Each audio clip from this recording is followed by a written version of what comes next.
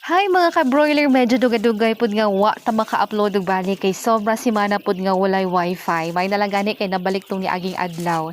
Di niya makita ninyo nga nagpataas ko sa trapal sa brooding og nahihirapan talaga ako sa kalisod.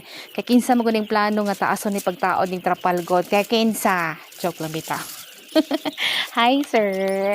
So, okay, pataw tayo sa tag-init, mauna sa ang height, pero laban lang, mauna kay nagpalik-alig man nga ako kunuhay bahala kay para na ako ma-upload sa vlog. Uyo man sa kumana, mao pa bay lihukon. Kay sa kapituos sa kinabuhi karon no, dapat duha jud mo sa imong bana ang nai-income, ilabi na pag may estudyante na ka. Partita grade 1 pa gani na, nambot lang dollar kaayo. Ipataas na ako ang trapal kay para magpakaon ko sa akong mga alaga kay murag giamat-amatan ng bagaso. Basig mahurot. Kasi pagtimbang sa technician ba, oy, underweight man yung manok. Unsay sekreto? Aw, bagaso, sir.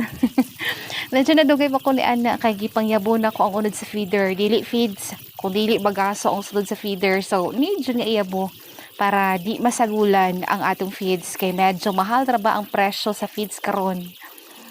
Tanawa nagpadapi ng mga piso kay nahadlok na ho. O nako. So kanal sa mga ka-broilers, see you next vlog. Daghan kay salamat sa iyong pagpaminaw o sa iyong pagtanaw sa akong vlog ug sa pagsubaybay. Don't forget to comment, like, and share. Bye-bye!